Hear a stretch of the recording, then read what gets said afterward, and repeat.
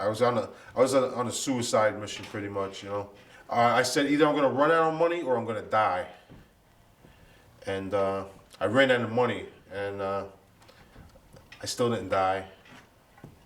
You said you would have done something nuts. Yeah. Something nuts like what? What would you have done? That's what I did, rob the bank. That's what I did. How did you map that out? Like, what did you? Well, I was taught in the military how to conduct guerrilla operations. I pretty much went operational. I conducted a military operation when I robbed the bank. He pulled out a pistol and said, I should blow your brains out. And I said, you'll be doing me a favor. And he looked at me, he was like, you're sick enough that you want me to do it. I was like, yeah, man, then I'll be able to get some sleep finally. Grew up in Park Slope, Brooklyn. We consider it a dysfunctional neighborhood, and I'm definitely a product of my environment.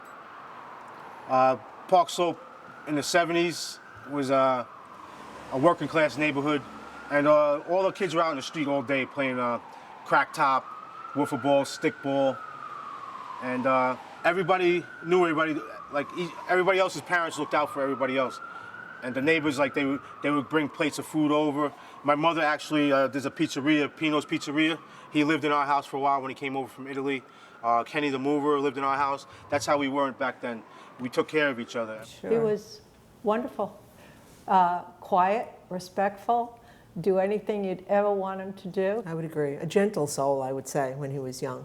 Mm-hmm. Well, Michael and my children and our brother Mark, they all grew up together. My sister is 19 years older than me. That's Margaret. My sister Jerry is 17 years older than me. And my brother was 1 year younger than me. And we look like, the crazy thing about me and my brother, we look like twins, but we were totally opposites. Like the idols I had when I was growing up were not movie stars or sports athletes. They were, you know, bank robbers, gangsters, you know, Hell's Angels. Back when we grew up, you know, Michael was always there for anybody. You know, if he was, whether it was his family or his friends, he'd give you the shirt off his back. You know, if you had a problem, it was Michael's problem back then. I know my mother loved him desperately. She'd go walking the streets looking for him if he wasn't home at night. My mother used to worry a lot about me because I had like a wild streak. I started drinking in the bar at age 15 because I looked older. So I'd be hanging out in the bar with all these guys, and my mother would come in, where's my son? He's in the back, Ruthie, in the girls' bathroom. So I'd be in the girls' bathroom, smoking weed with all my friends, like 10 guys in the girls' bathroom. Boom, boom, boom. I open the door, there's my mother. Mikey, what the hell are you doing? She's in her robe and her slippers. You know, I'm really embarrassed, you know? And she dragged me home, and then she'd fall asleep, and I go back out again. As we grew up, Michael went into doing drugs. Michael called me when he was about 18, 19, told me he had a problem. He was doing coke. Well, like I said, it's like family. It's like brotherly love, you know? You want to smack the shit out of them, and then you want to hug them, and then you want to, you know, drag them off to rehab, and then you want to fucking go hang out and do it with them. I remember getting into a lot of fights here, though. I really learned to become a good, I was schooled in the art of fisticuffs right outside this door here. It was like, this bar was crazy like that, where guys used to come in from Windsor Terrace and like tear up the bar. So like every week I'd be out in the middle of the street fighting. And I found out later that bookies were taking bets on me and sending guys down to fight me. Then eventually the bar cleared out and I got to be a better place, but I had a lot of wild times here. American Brooklyn, the name American Brooklyn comes from people asking me what's my ethnicity, and I don't give them the opportunity to label me. When somebody asks me what's my ethnicity, I tell them American, and they get pissed off. I say American. No, what are you? I say American. American what? American Brooklyn. For some reason, I get a lot of chances. I don't know why. Because I know I don't deserve all the chances I get. But people have mercy on me. I had thought about it, and I said, you know, this life ain't for me. So the next day I went, and I signed up for the ASVED for the military, and I didn't show up for work the next day. And they got really nervous, you know? So I went back the day after that, and I said, they were like, what happened, bro? How come you didn't come back to work? We were worried, we thought something happened. I was like, listen, I talked to Tony on the side. I said, Tony, I'm thinking about joining the Army. He's like, Mike, go with my blessing. This life ain't for you.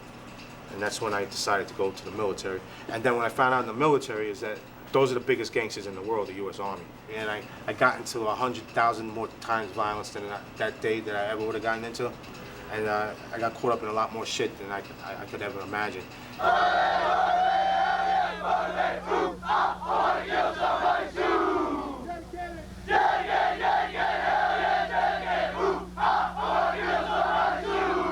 So anyway, I love school. I found out that with the GED I can go to college. I went to Kingsborough. I spent 1 year at Kingsborough. And I was doing a moving job with my friend Alan Moore. And one day there's another guy in the job, Gino Blanco. And Al had brought him on the job purposely for me because Al knows I play football in the neighborhood. So he said, you want to try out for Brooklyn? You want to come down to Brooklyn College? I said, I'm in Kingsborough. I haven't finished yet. Don't worry about it. I'll talk to the coach. I met Michael about 8 or 9 years ago when he took a screenwriting class. And he impressed me as a personality that I had not encountered. He's been in college for the last 20 years, on and off. If I listened to her, I would never be still in school. I would never graduate. I would have dropped out a long time ago, even though it's taken me 20 years to get to the point I am.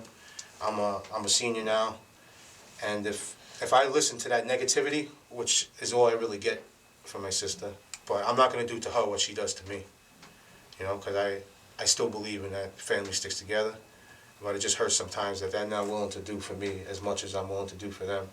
This is my third time to qualify. The second time, I would go do Excalibur again, and then Jasmine gave me the idea of trying to write about my life history because she heard a little bit about it and it sounded interesting, and she thought that it would be helpful to me, which it has, you know.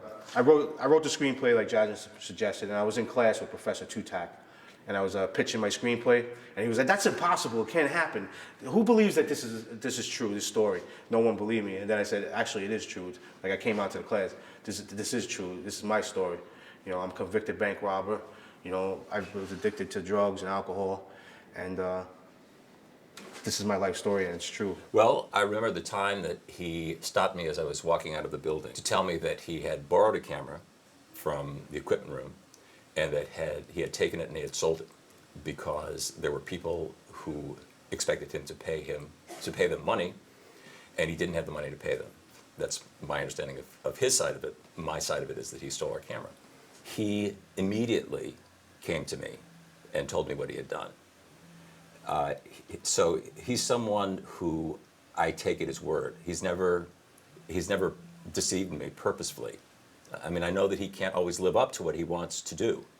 I know that he makes promises that he doesn't always keep, but that's different from not telling the truth.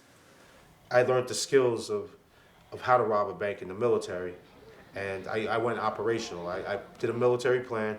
But I did it. I knew several bank robbers growing up, and I met one bank robber in the Veterans Hospital, and he told me how to do it with a note. He said, "Don't ever use a gun, use a note. You get less time." But the pen is mightier than the sword. So I implied a threat in my note, but it wasn't overtly stated. So I was able to get off with a nonviolent charge. And so she went to the back. Then I remember standing there talking to a guy in an Army uniform, telling my whole Army history and shit. We're having a conversation. Then I turn my head and I see the cops walking through the vestibule. And as he opens the door, I'm like, "Yo, the guy over there got a gun." And he's like, they all ran in after the guy over there in the corner.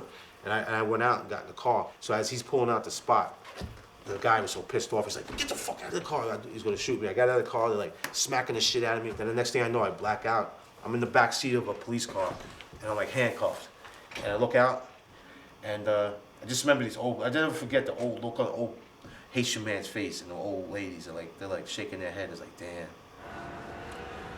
I was arrested, you know, and I was in the cell, and my brother was a correction officer. So I'm laying down on the floor of the cell, and like the bars are behind me like this. So I'm laying on the floor so I can get some air, because they had the plexiglass on the bars, so the bottom was open. So I'm laying on the floor so I can get some air. It was so hot in there. And then the guard comes and yells, "Schloemer!" I jump up and turn around, and I stand like there was a mirror image of myself, but instead of being me, all disheveled and you know, dirty looking, it was my brother in a uniform. And again, the captain was looking at me and looking at him and shaking his head. My brother brought me out of the cell. He's like, "Bro, come on, man. I don't know why you keep doing this to me." My mother made my brother promise that he would take care of me, and he did. I was always living in his house. Right now, I'm staying at his wife's house with my nieces and nephews, and I had a conversation with her this morning, and I was telling her about this film, and she let me stay in the house, and before this film, I had relapsed, and just like everybody else, she says, "Michael, what's wrong?" Because the truth is, I'm worried that I have it in me to stay sober. I'm scared because my track record, I've always faltered, and I don't want to falter.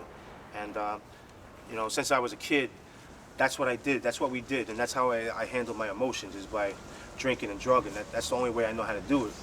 And I know that I pretty much feel that this is my last opportunity to change. And she had the same conversation with me this morning that, you know, Michael, you're running out of chances. You might not have another one. And to tell you the truth, I don't think I do have another chance. I don't have another run in me. And I'm scared. Talk is cheap, action is reap. The words I say, they're vows I keep. You may be strong, but I'm not weak. To tell the truth, I don't like to lie. I'll pay the consequences, I'd rather die. Knock me down, I'll get back up. Never claiming I am tough. And as I travel through my life, I always do what I feel is right. And when I make a mistake, I do my best to set it straight. But if it doesn't work out, I know I did my best, without a doubt. Got the beautiful rack focus. Yeah, look at that.